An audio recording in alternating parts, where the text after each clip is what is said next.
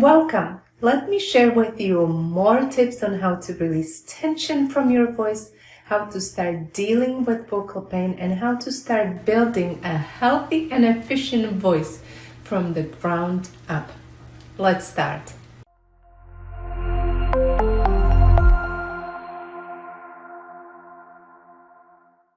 Hi, I am Katarina, speech language pathologist, and here on this channel I share practical tips about using your voice in a healthy way. So if this is a topic that interests you, consider subscribing to this channel and hitting that bell notification icon so that you don't miss any of my future videos.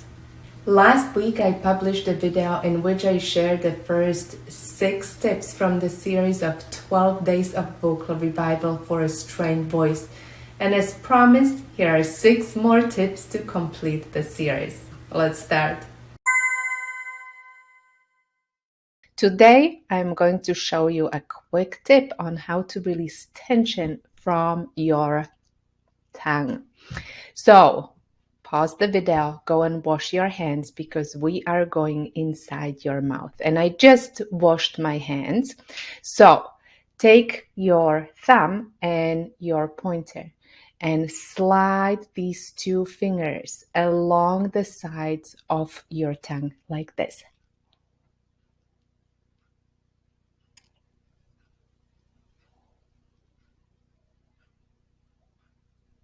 And go really, really slowly.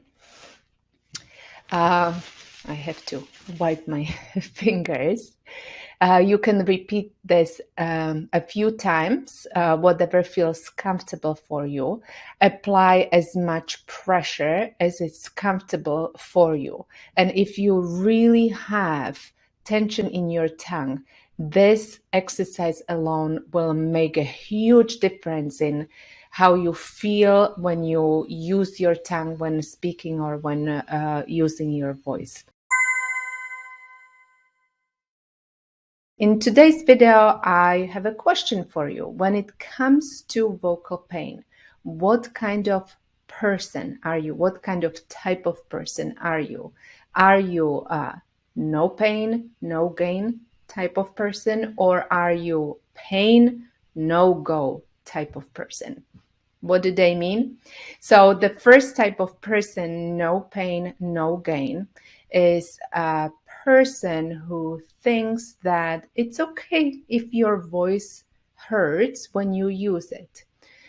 So you may think that it's okay for your voice to hurt when you speak for a long time, or when you talk loudly, or when you sing, or when you use it all day long, that it's okay for your voice to hurt. Or maybe you know that your voice shouldn't be hurting after using it, but you still cross the threshold of pain because you don't know what else to do. The second type is pain, no go. And I would say that this type of person is absolutely fine when you are dealing with a healthy voice, when you don't have any vocal issues. Yes, when you start feeling pain, that's probably the time when you should stop using your voice, change something, and only then go back to using your voice. However, when you are dealing with vocal strain or tension, your brain can interpret this tension as pain very early on. So there are people who start talking and either immediately or in 30 seconds, in 2 minutes, in 5 minutes, in 10 minutes, their voice starts hurting. And this type of person, pain no go, stops using voice immediately at that point when they start feeling either pain or pulling or some kind of tension. The problem with this type of person is that you are conditioning your brain to think no talking is safe, talking is dangerous. And then you slowly develop a pain trigger immediately after using your voice. So that's also not good right? So what is the solution? The solution I would call plan, then go and gain. And what it means, this solution really entails understanding of your voice, what it means to have a vocal pain, what is really happening inside you when you feel vocal pain, how pain in your body is triggered, and then establishing what kind of activities and for how long you can do them safely. So that would be my solution. Does your pelvis hinder your voice? What do I mean by that? Your voice box is here and pelvis is down there. Well, your voice is not just this little thing inside your throat. Any part of your body, including your pelvis, can actually greatly affect vocal function. And even though they are quite far from each other, so your voice box is right here and your pelvis is down here, they are connected, and your pelvis can influence how your voice works. So let's play around with your pelvis. While you are sitting, I want you to move your pelvis. So what does that mean? I want you to tilt your pelvis forward and then tuck it in again and go from one extreme to another, just to explore the range of motion of your pelvis. So you are rocking back and forth while moving your pelvis forward and backward. Okay.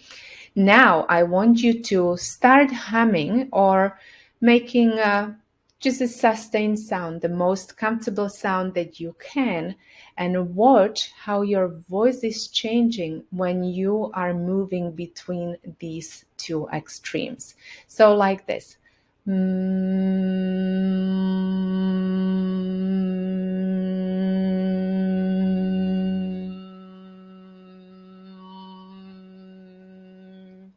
And maybe you notice that my hum is changing, and that's because I am changing the position of my pelvis.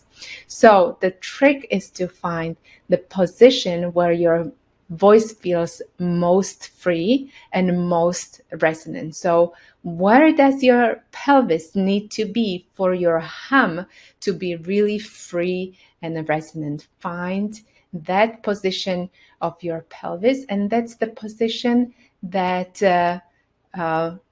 affects or plays along with your vocal function.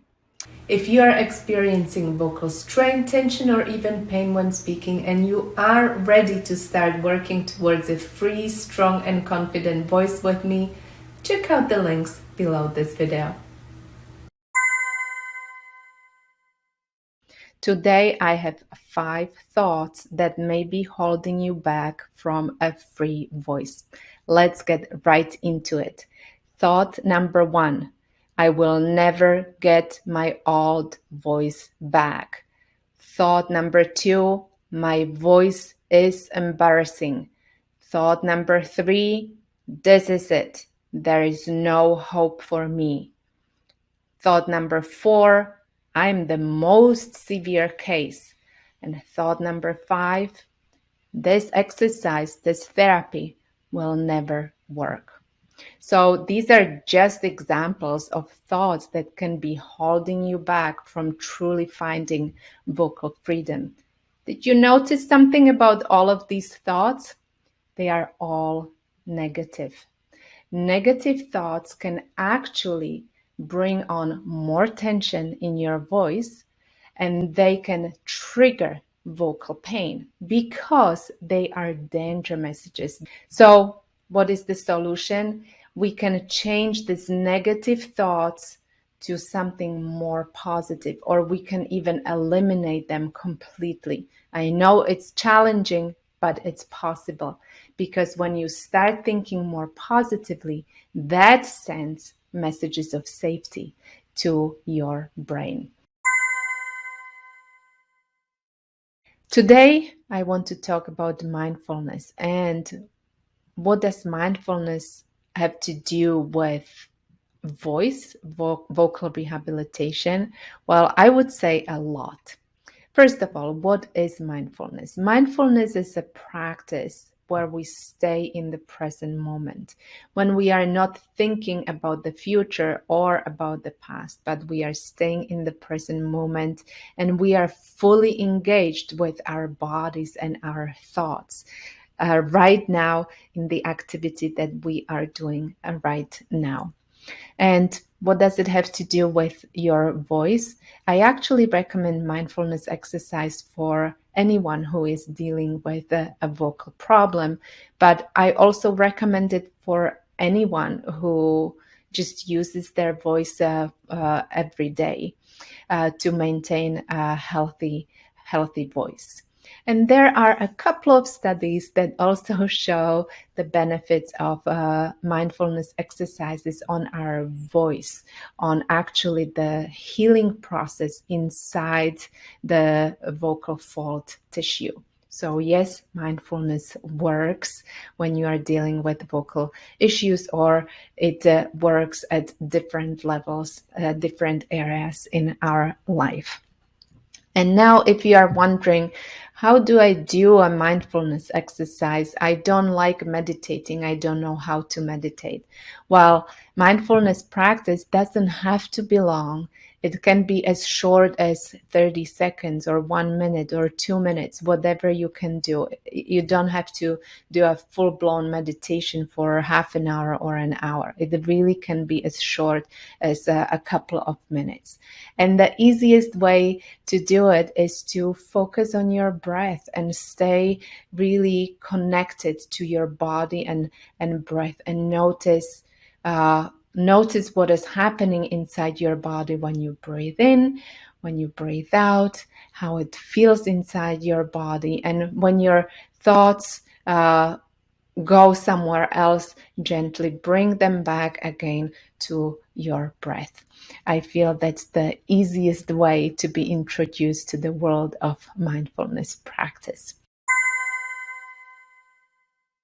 Well, my last tip is about vocal support. And maybe when you hear the word support, the first thing that comes to your mind is breath support. But I feel like the concept of breath support is so confusing. And if you ask 100 different people, they will give you 100 different explanations of what breath support is, or where you find it, or how to find it.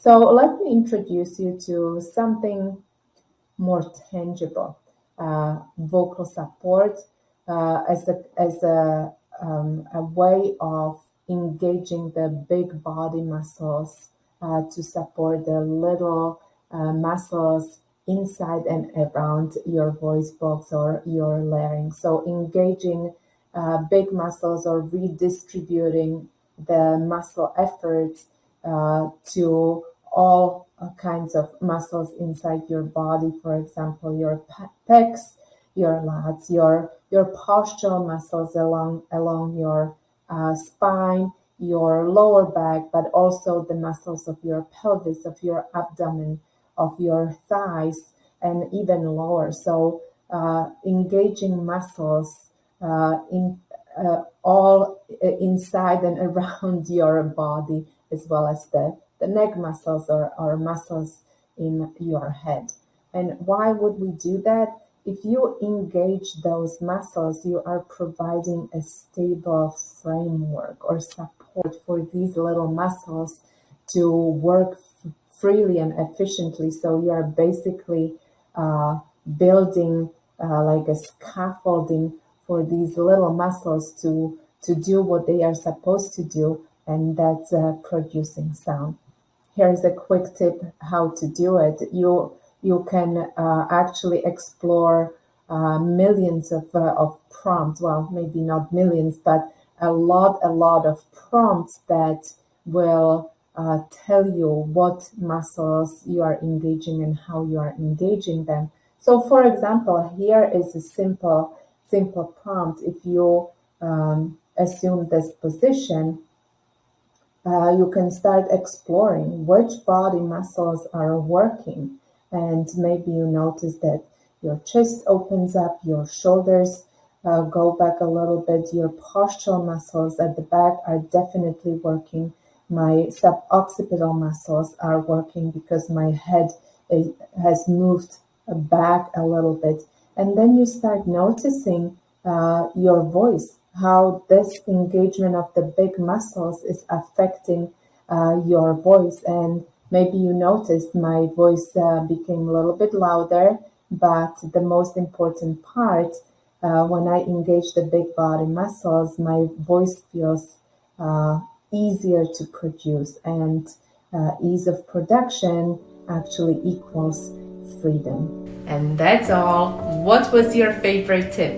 Let me know in the comments below. If you found this video helpful, click the like button and share this video with your friends. Check out my other videos right here below. See you there. Bye.